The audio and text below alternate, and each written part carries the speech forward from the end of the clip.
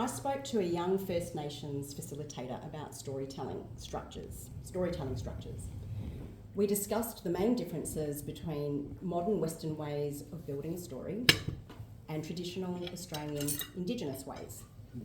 And he said the modern way is linear, while traditional storytelling is circular. So you can enter the story at any point. It's non-linear. The beginning, the middle and the end might not be where you think they're going to be. He also said that certain elements are added or further explained only when the listener has come to a point where they are ready to receive the information. We also talked about embodiment and nature and relationships to place. Good evening. My name is Jane Hardjono, and I work as a non-fiction book coach and embodiment coach.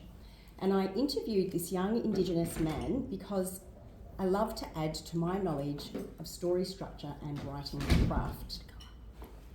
I help people like yourselves embark on what feels like an impossible journey, where you start with a seed of an idea to share your expertise and experiences and turn it all into a non-fiction book with a front and back cover and lots of words in between. So I thought tonight I would tell some yarns of how I became a book coach in a non-linear way. I wonder whether it will leave you with more questions than answers, or whether you would prefer to simply ponder the stories and let them settle within you. Let's start. Once upon a time. Once upon a time, there was a bored advertising executive who wanted to become a copywriter. Many of her friends were creatives, and one such friend asked her a favour one day. He had been keeping a journal about his experiences as a father-to-be, and his wife was due quite soon. He asked the bored advertising executive if she would read this diary, which he planned to give to his wife as a gift. Could she check it for errors and give him some feedback? He would pay her good gold. Now, how could the woman refuse? This project was a kernel that started to sprout and unfurl. Many years later, the bored advertising executive had become a freelance writer and editor in a foreign land. The blog she started was to help English-speaking newcomers to her town find cultural hotspots and interesting things to do. She sold no advertising and ran it completely independently. It served to build her a network and showcase her writing and her voice. And because of that, many people knew who she was before they even met her. And because of that, she never went a day without work, even after she closed the blog. One day, shortly after New Year's Day, our heroine bumped into a former client at a local bookshop cafe. They were surrounded by books and coffee and the fresh promise of New Year's resolutions. The former client wished her a happy new year, giving her the customary 3 kisses on the cheeks. And just as he left, he turned to her and said, "I know this sounds crazy, but I really want to write a book. I've always wanted to. Would you help me write a book?" Once upon a time, there was a girl who lived in a small Australian country town with her parents and 2 sisters. And this girl loved to read books, write stories, and watch films with subtitles. One day she got this idea that she would learn to play the piano. Her parents bought her a little keyboard about this big, and she played songs by ear, and eventually her parents sent her to piano lessons. When she turned 8, she got this idea she would become a professional piano player, and to do that, she should play piano at the big university in the capital city. So she played piano every day for 10 years. In the meantime, she read books, wrote short stories, and learnt new languages, because she never lost her love for words. Then one day, after many auditions and tests and exams, she received news that she could go off to the big university in the capital city to play piano, write lots of words, and learn more languages. She was so happy. Her childhood dream had come true. If she got this idea, she would live happily ever after. Once upon a time, there was a child to be. who had a very important job. She had heard of a woman and a man who wanted to give their firstborn son a sibling. She said, "I would be a great sister for this boy. He climbs trees and he goes high. I want to go up high too." The child-to-be was overjoyed when the woman, who loved books and music and language, agreed to be her mother. Together they prepared her arrival on earth. The child noticed, while growing inside her mother, that her mother cried sometimes, especially at night. During the day, her mother would write her thoughts as stories and poems. They were beautiful but plaintive. Her mother painted and made things with clay and even designed things on the computer. Her mother sang songs she composed and played piano and guitar, and again she would cry herself to sleep. Still, the child knew she was meant to do the life's work of any baby in a belly, that is, to grow and learn and love, and to one day meet her mother and father and brother. Of course, sometimes her mother was happy. The child's mother and father and big brother even took her in a plane for a whole day and night to visit her mother's family, who lived in a great big sunburnt country on the other side of the world. The family also made a visit to two beautiful small islands of the country to the east. The child felt this was a good place and knew her family would live there one day. To make sure of it, she led her mother to a heritage memorial park on a peninsula called the Valley of the Winds and had them plant a totara tree there. This hardy tree can live for 2,000 years. Once the sapling was planted, the child was satisfied. Her important job was done. So these are story formats that we know. They give you context. They each have a beginning, middle, and maybe an ending with a bit of a cliffhanger. And they each roughly take you through time in a linear fashion. So I've primed you now. Let's revisit these stories to see what else makes a powerful story, learn more about my book coaching journey, and about creating an experience through the senses. So this part is called sense making. Just have a bit of water. It's 2003. I hand Andrew back his edited journal and feel the thick pile of papers slide out from between my fingers and thumb, containing 20,000 words that are meant to be between him, his wife, and their child, who will be born any day now. I feel a leap in my tummy because I get a sense I'm pretty good at this. It's been a few weeks since I finished the pregnancy journal project. It's my first day at RMIT to study professional writing and editing. I don't know where to look or what to do with my hands. I feel the drag on my shoulder of the bag containing my lined notebooks, 2 novels, and 3 sharpened grey lead pencils. I read in the syllabus that they'll teach us how to make the correct markings in the margins, how to write nonfiction and other corporate styles, and learn about book publishing. Inside, I say, I feel so lucky to meet you, to all the interesting folks I meet in class, accountants, lawyers, PR executives. There's even a cryptic crossword puzzle maker. 3 years later, I take in the aroma of freshly baked Dutch apple pie for the first time in the Netherlands, my new home. I roll up the fabric of my proverbial sleeves as I get to work translating texts about design, innovation, and technology from Dutch to English. My tongue and throat change because I speak Dutch every day, and my humour and vocabulary changes as well. I look for interesting things to see and do, but the only way I find anything worth checking out is through word of mouth. An idea swirls up in me like a plume of incense smoke. I laugh too loudly and drink too much coffee as I collaborate with a web designer, a photographer, and their artsy friends. I report on or review all the launches and parties, restaurants and shops and culture hubs I think will interest newcomers in their 20s and 30s. I get a sore neck from sitting at a computer for days developing an English language collection of Dutch creative files, a web magazine called The Dossier. After that, I update it several times a week and say to people, check out my writing on thedossier.nl and push my business card into their hands.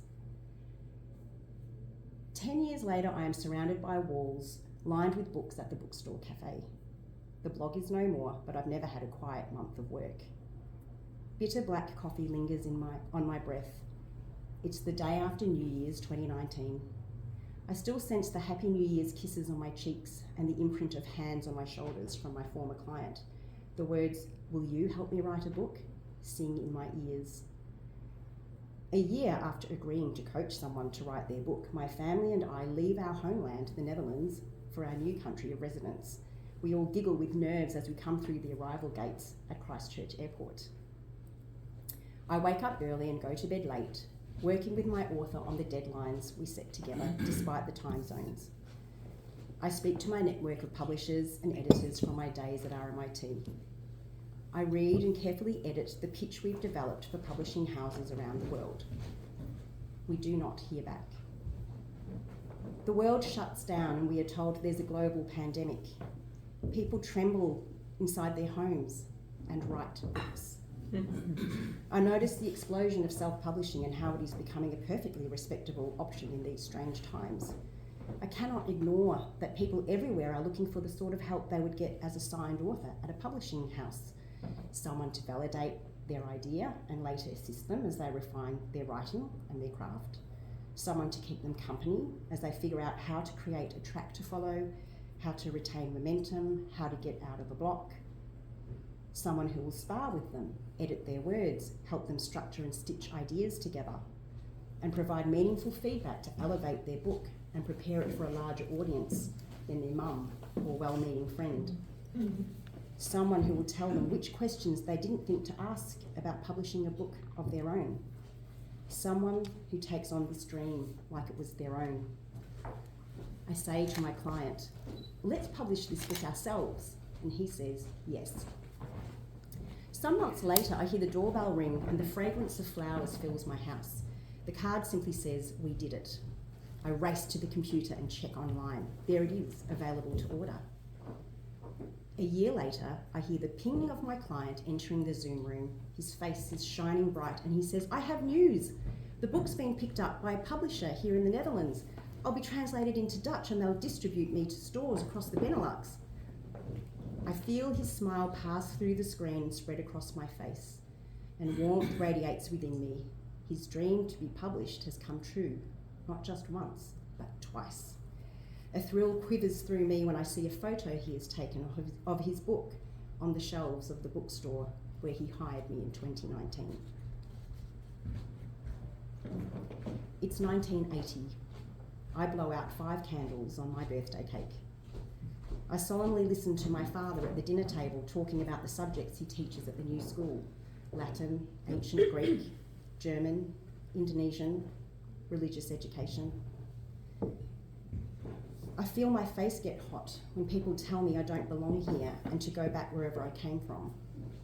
But I've seen my birth certificate and I was born in this country. I will never understand. The years pass. I hear messages that I should perform well academically and to stay out of trouble. It is clear to me that my sisters and I are to be seen and not heard, stay tidy and not get dirty, and play quietly. I don't hear the actual words, but I know. I play the taskmaster and put myself on the piano stool, day in, day out.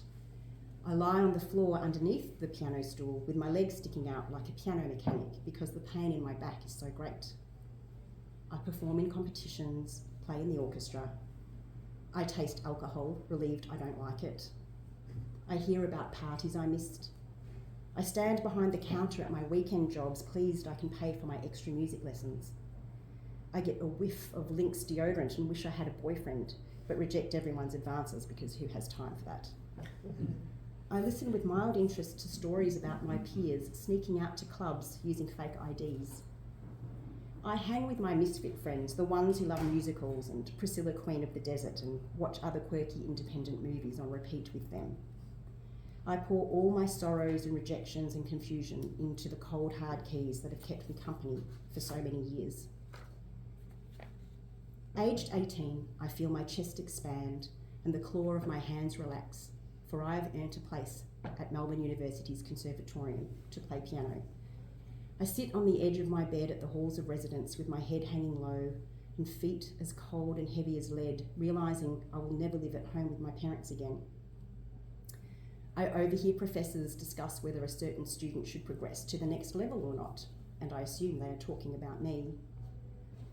My stomach churns, my palms sweat, and my thighs shake whenever I have to take the stage of this too big recital hall.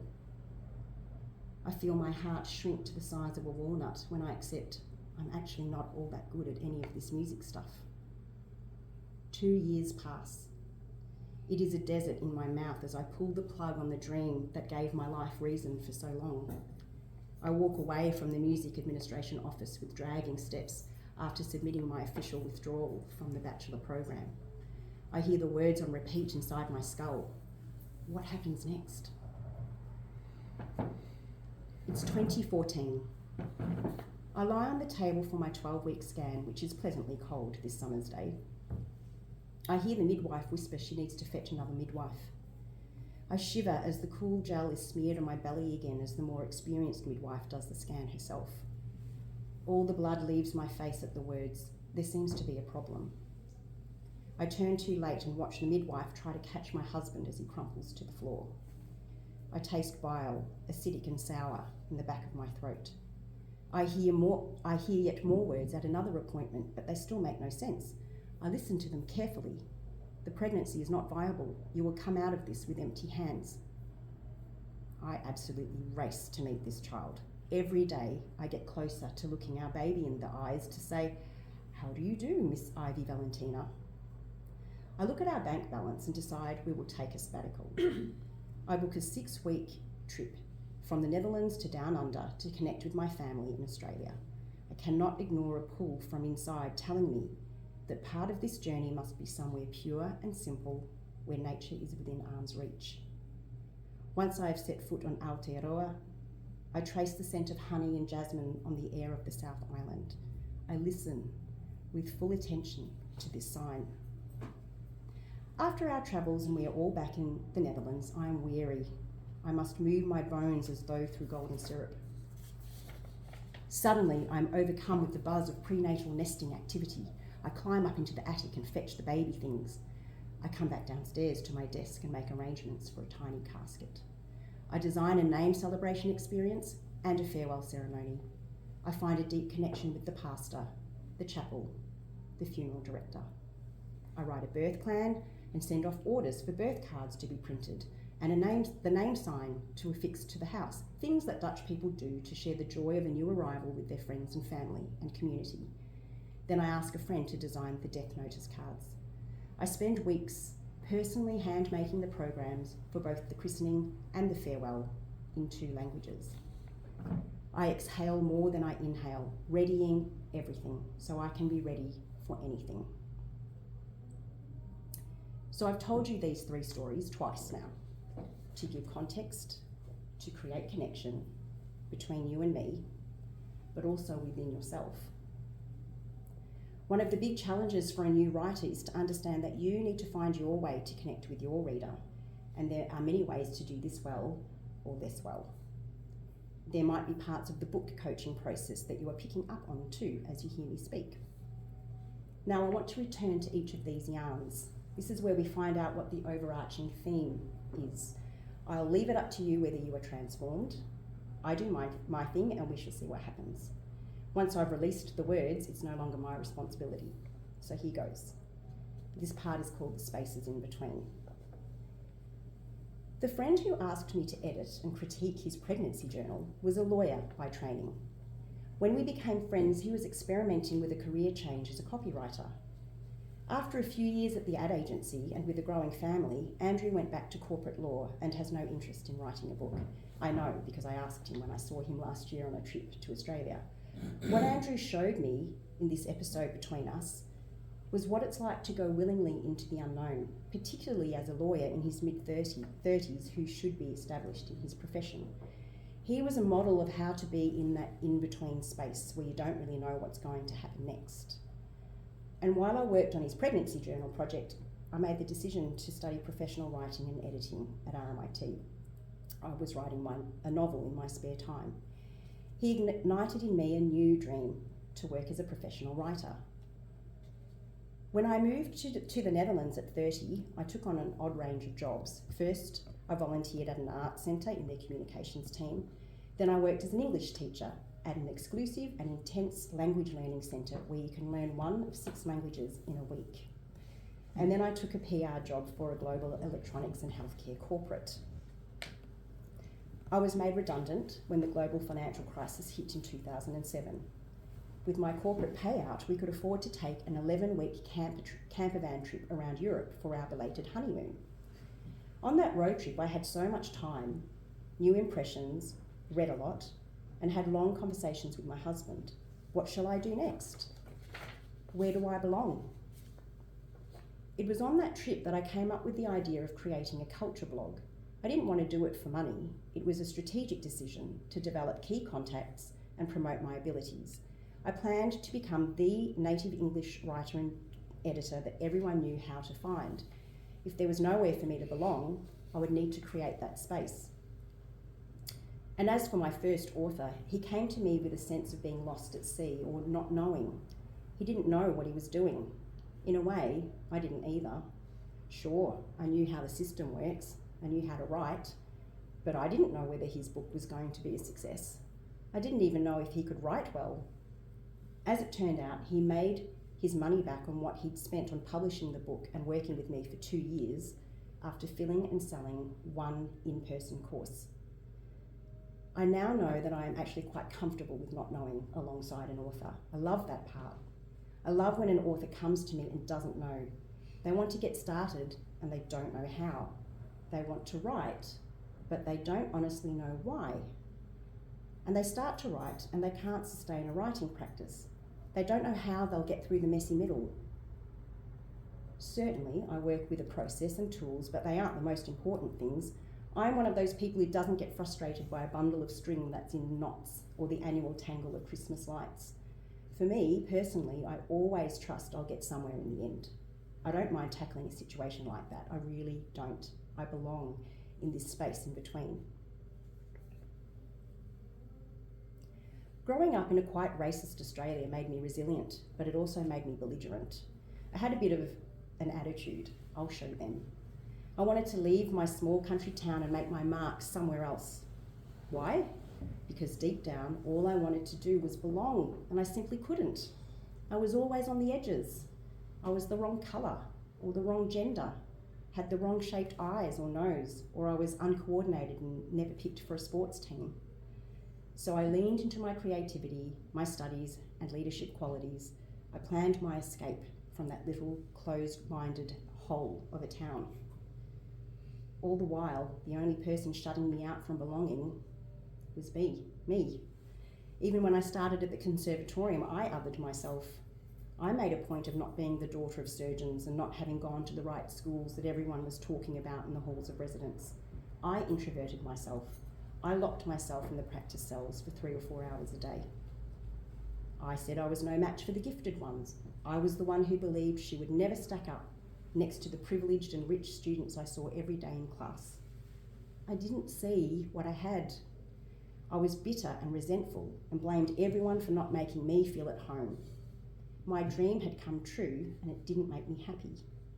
So there I was, piano school dropout. Because even though I had spent the previous dozen or more years in the in-between space, working on and waiting for my dream to come true, I had no idea what to do once I arrived. Sometimes youth really is wasted on the young. I wanted to make sense why I would share such personal stories to help you understand my journey to becoming a book coach. A book coach knows their craft and the industry, but they also know that it's a long game. You can't fake it and you can't sprint through it. Am I talking about book coaching or writing a book? Maybe both. If you want to write a powerful, transformative book, you've got to embrace the liminal space, the space in between. Because it's not a standard choice to make to try to complete a non-viable pregnancy. My decision to go through with carrying our daughter was not religiously or ethically or politically motivated. It was because I already knew that life doesn't come without its challenges. I also understood that this particular journey was a challenge I was made for. I wanted to really live into this prolonged period of coming to terms with mortality and legacy and what it means to have a complete life. I wanted to see what sort of phoenix would be being forged in this trial, but it wasn't gratuitous. It was an evolution of me thinking that I was carrying this load to an embodied understanding that my daughter was just living her life like any baby, trying to meet me and her family. All I had to do was create conditions where she felt welcome unconditionally.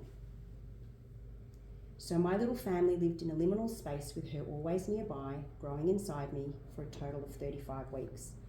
And for the majority of that time, we prepared for her arrival, as all parents do, come what may. There's something so poetic about the day she died, and many other moments in her short life, mind you. My friends, and there were many, mostly did not know each other. I had built my village out of many intimate connections. These disparate friends somehow self-organised to throw a high tea for me at one of their houses. They each brought delicious food to share, and someone made a fancy cake, and there were handmade gifts for me and the baby. It was all to celebrate my motherhood and the wonder that is Ivy Valentina. These 15 truly diverse women all held me in this beautiful gesture of belonging and love and anticipation. The house where the party was held was walking distance from my home. Even though it was midwinter, after the party I insisted on walking home alone. Friend after friend offered to drive me, but it was less than a kilometre to get back. It was the first time in a long time that I wasn't rushing about or around people. I had fresh air and I was moving in my body and had an empty head. About 100 metres from home, there was a sudden tumbling sensation in my belly. I felt upended and disoriented. It was like the world had turned around me, but I had stood still. A shimmering, otherworldly ringing filled my ears, and a delicate net of gold floated down from above over me.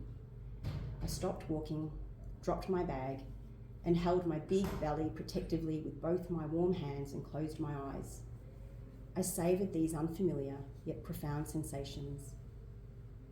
I held myself and my daughter very tightly and went to a space beyond words. There was no, or please don't go. It was happening and it had nothing to do with me. Within the hour, everything we planned was put into action. With the contractions started, my sister-in-law arrived to watch our son, the doula was on her way, and we all went to hospital. Sure enough, on the scan, our baby floated like a spaceman in zero gravity. Of course I couldn't hear a heartbeat or a thing anyone was saying to me because what I saw was so final.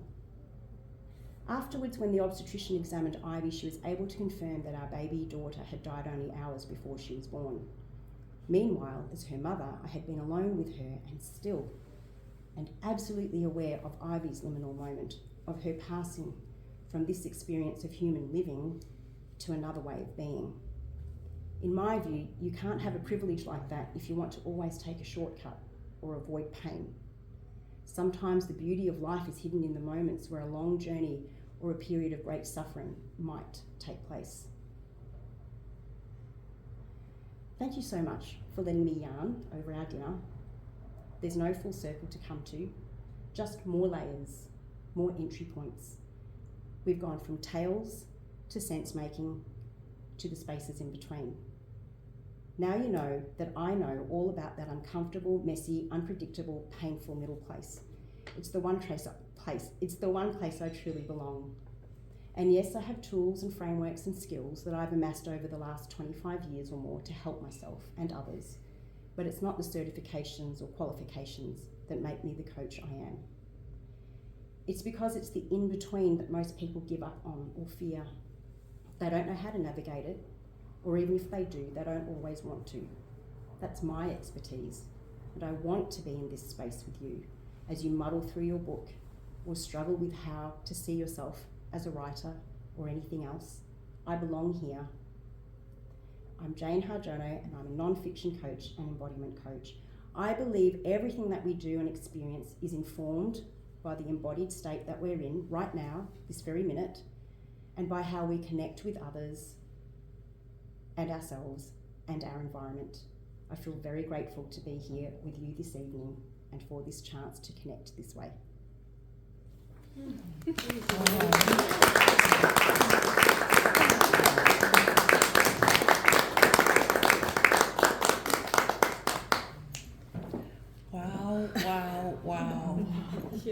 had no idea that tonight was going to be like this. We just had a moment out there together talking about Jane's talk tonight, and I had no idea this was going to happen.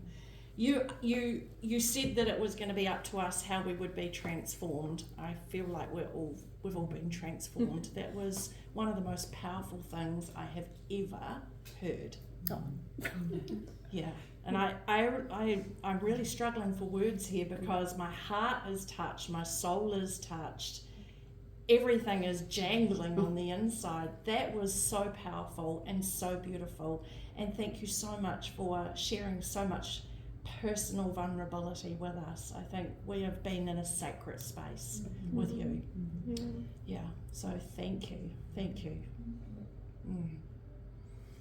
Does anybody want to say anything? I'm sure that there's people sitting here who just feel like they've been touched. So, I can't. I'm about to lose it. It was beautiful. That's all I can say. It was beautiful. Yeah. Sorry, say that, Joe. I think we're all sitting in the space in between. The sitting in the space in between. Yeah, that was really powerful. Thank you. Dessert time. You're the one that's all right. The rest of us are all. Well, it was funny because I was on LinkedIn earlier today saying, I've just prepared a 30-minute speech and I haven't used any AI. That was kind of the thing. And then all these people got on saying, what is it? What do you? And I didn't want to say what it